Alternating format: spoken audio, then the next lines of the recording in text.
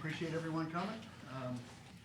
If you hadn't heard, David Caraballa not here today. David and Brad had a baby girl sometime over the weekend. I'm not sure exactly which day. Sarah Colleen. So, as we like to say, he's begun a flock of his own. With that, so, Yeah. Coach Muschamp. All righty. Looking forward to getting home, playing at Williams-Brice Stadium in front of our fans, and we appreciate them and their support. 4 o'clock here, and playing a very good football team. You know, East Carolina's 2-0. They beat Western Carolina handily, and then defeated NC State this past weekend. They're 6-1 in their last 7 games versus ACC opponents. So, very talented team. Philip Nelson, the quarterback's completing over 80% of his balls. Very accurate. He'll play on Sunday. Strong in the pocket, has legs, feels very comfortable in what they're doing offensively. Tony Peterson, their offensive coordinator, I think has done an outstanding job. But they got a lot of really good skill kids. They really do. James Summers started some for them last year at quarterbacks, a running back, receiver, does a lot of different stuff for him. Is a big athletic guy, hard to tackle, very good athlete, 6'3", 220 pounds. Zay Jones is a receiver from Austin, Texas. His father, Robert, was a friend of mine in Austin.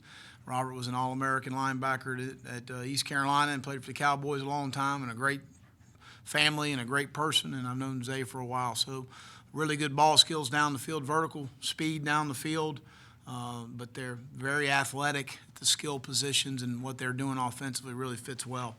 Defensively, they're more of an odd structure, 3-4 look, and very athletic.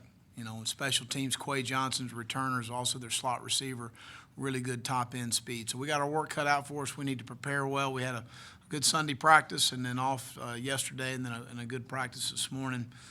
So the SEC Network will be here 4 o'clock, so we're looking forward to getting back home. Injury-wise, Blake Camper will miss the game with an ankle injury, and it will probably be till after the open week before we get him back. And Chaz Elder has got some ribs he's dealing with right now, so it'll probably be 3 or 4 weeks on him as well. So it is what it is, but I'll open it up for any questions. Raise your hand. I'll get a microphone to you, David. Will, you mentioned the tackling after the game. In practice this week, how do you fix that? Is it breaking down and starting from the ground up, or just a couple of little things that you have to fix? You know, really, David, it's and I said it after the game, you know, when you play a team like we did in our first ball game that's more of a 2-back power team, there's a lot of what I call close quarters tackles. So it's tight areas. You may miss a tackle or fall off a tackle on a 2-back power, and they gain another 3 yards. When you miss the quarterback on the perimeter, it's 70 yards. So our tackling, missed tackle numbers were the same from the Vanderbilt game. Didn't hurt us as much. But it was glaring the way we went about some tackling. You know what? It's disappointing, and I told the team this morning, and I apologize to the majority of our guys, because they do prepare the right way. They do approach things the right way. They do try. They do give great effort. They do have great buy-in. They do try to play with toughness. They do try and play with great discipline in what they do. But we've got some guys that don't. And it is what it is in situations, and we're trying to do the best we can do at some positions, and those guys got to improve. And so that was, to me, was the most disappointing. So, you know, we tackle every day. So it's not something all of a sudden we've decided to start emphasizing. But we did go out in shells on Sunday, which we didn't plan on doing. And we got some good fundamental work on playing blocks on defense and tackling. And working on blocking on offense, and some just a good fundamental practice, and our guys embraced it. I'm very pleased with their attitude, and for the most part this morning. Schematically, with the knowledge that Roper has from his time as Duke and what Montgomery did at Duke after him, does that give you an advantage, or are they doing some of the same things that they did during that time? Well, I think it's a little bit more of a flavor of what Peterson has done where he's been offensively. And I'm sure, obviously, Scotty's a really good football coach, so he's going to have some involvement. There's no question about that. And, but they're they're a little bit more patterned after Louisiana Tech, Marshall, and some places he's been, in my opinion, just watching it schematically after 2 games. Have you decided who you're going to start at quarterback yet, or how that rotation will go? No, we got a pretty good idea. We'll see on game day. But both guys are repping.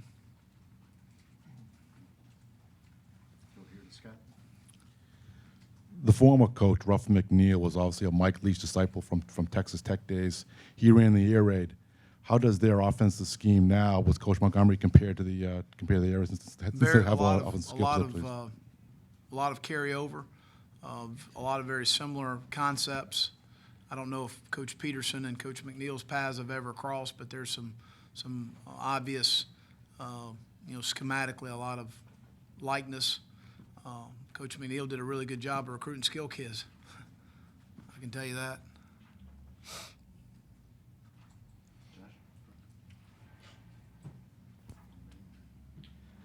Any ideas? You talked about the run game and helping the run game. Any ideas on what you want to do there, or what you didn't do specifically well against Mississippi State? I don't know that. We got whipped, and that's the hard part. I don't know that it was schematically or execution. You get physically whipped at the point of attack. That's the hard one to swallow. So we need to go back, and we've worked on some different looks that we feel like can help us moving forward. And we'll go with those Saturday, but we need to be better at the point of attack. With Stanley and Camper out, do you have a 6th or 7th guy who's game ready? Yeah, Malik Young's been a guy that we've been excited about that can roll in there. Chandler Farrell's a walk-on that's done a nice job for us. It certainly can give us some snaps. So we've got some variety as far as where different guys can go. DJ can always bump back inside. So we've got some different, ideas of lineups of what we can do. Coach, how do you get your guys to respond positively to the loss this week, especially coming back home, and how important is that to just be back home after a loss? Well, again, we're excited about playing at home, and we've got a great venue here, and our fans will be excited about it. Well, we need to play well at the end of the day. I told our team that this morning. The great programs that have a home field advantage has a lot to do with the fan base, but it has more to do with the team that's playing on the field and playing well. So that's where let's understand that first. But each individual player needs to be a self-starter himself, to be able to prepare himself. When you don't go play particularly well, hopefully somewhat of pride takes over maybe. I hope I have a little pride. That'd be good, We're here, Ben.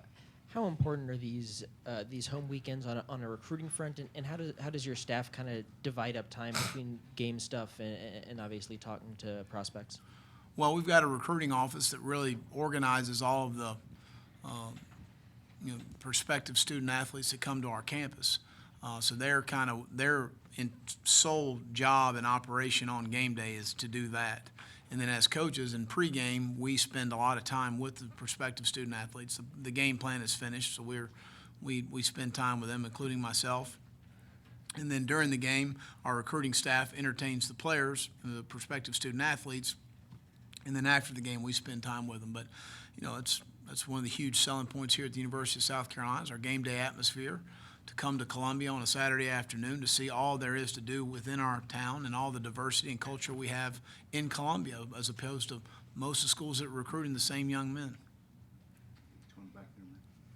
Coach Muschamp, the first 2 games, the first half, especially with the offense, hasn't been able to put points on the board. Is there anything, looking back at tape or anything that you can remedy to kind of get off to a faster start coming on Saturday? We've really discussed that a lot and feel like, anywhere from what we're doing during the day, 2 night games and not playing extremely well on the offensive side of the ball.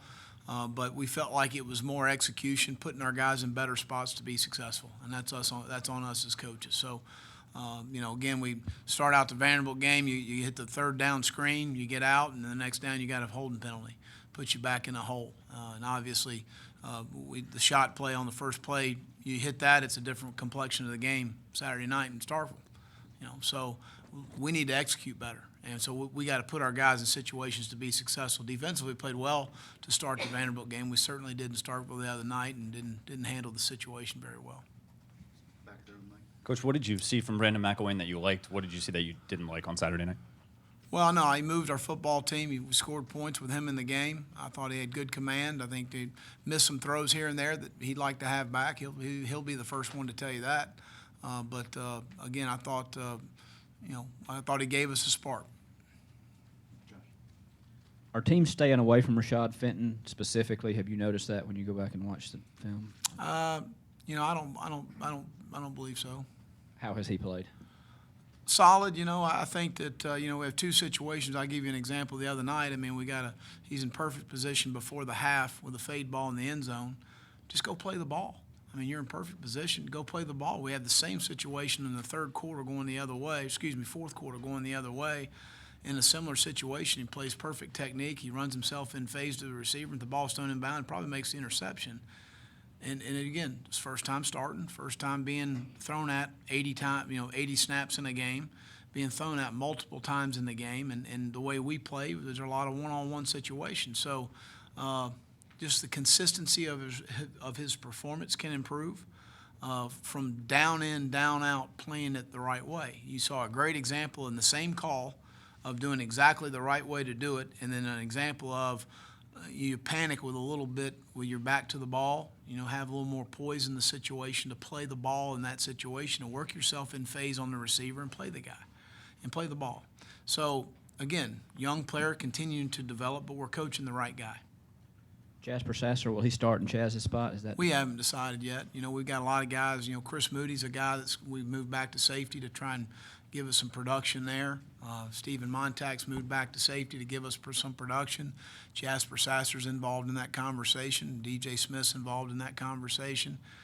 So we'll try and find the best guys that can give us some production. Jordan Diggs, nickel, mainly. Mm-hmm, right. He and Anton Water played nickel. Mark King said he was informed he'd start Saturday. What went into that decision? And What's that? Mark King said he was informed he'd start. Jamarcus? Yes. Okay. What went into that decision, and what strengths do you think he's going to bring? Well, it brings some length, brings some coverage skills down the field. Hopefully it'll be a little bit more physical than we've been at the position.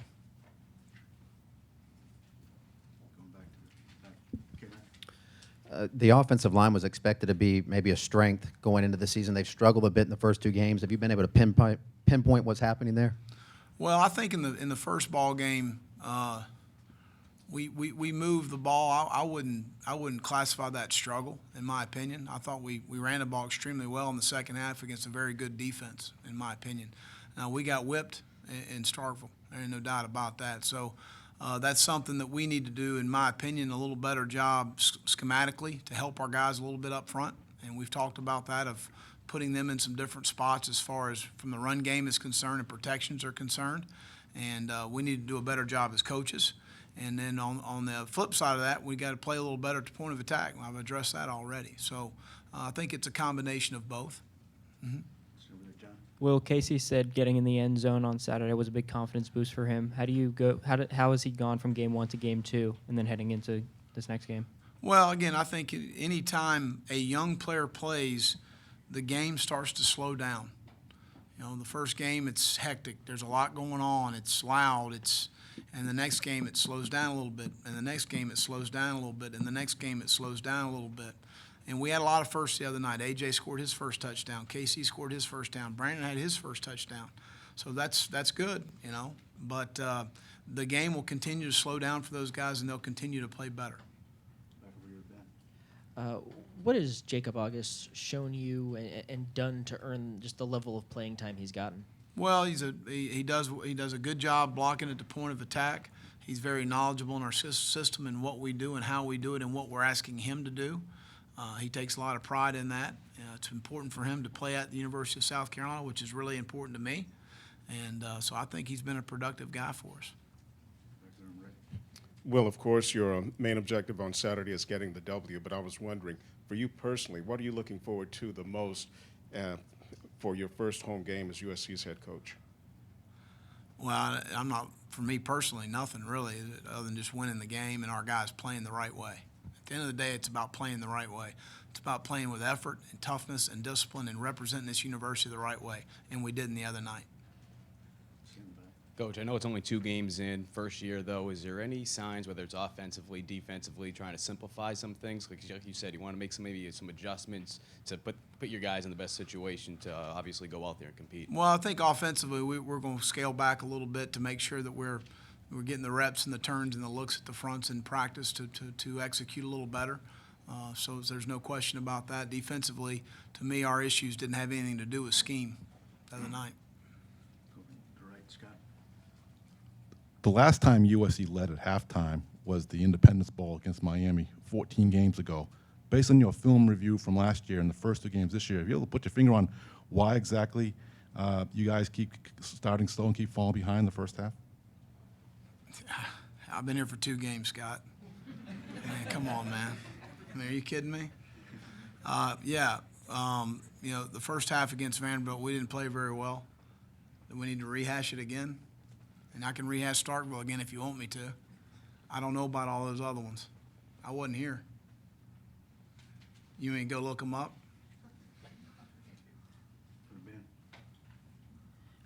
You guys broke out that package where the buck lined up kind of behind the nose tackle and was threatening the inside gaps. Did you like what you got out of that look? Yeah, we got a decent pressure about. You know, they were a 5-down protection team for the most part, and they weren't a slide protection team. So we got some good pressure. Darius got a couple nice pressures. They moved the pocket one time on us, and they hit a run on us one time. So they adjusted well as we went through the game. But it was nice, yeah. Why do you travel 5 quarterbacks? Signals. We've got several guys that signal on the sideline, you know, and you know, we follow the rules here. We don't have our quality control signal and coaching on the sidelines like a lot of schools do. So we follow the rules. See, student athletes are the only ones that are out really to do those sort of things. A lot of places that you got coaches wearing headsets are not supposed to be wearing headsets. I don't know, do you know that? Like Seth Strickland last year? Huh? Like Seth Strickland? No, they can chart, but they can't signal and coach. Right? We follow the rules here. Questions for Coach? All right. You hold on Thanks. just a second. I think Charles, you can leave. Charles Bloom, is Sean here? Sean Burke. You can talk for just a minute about the clear bag policy, so everybody is well aware of that. So we've got clear bags. This is the first game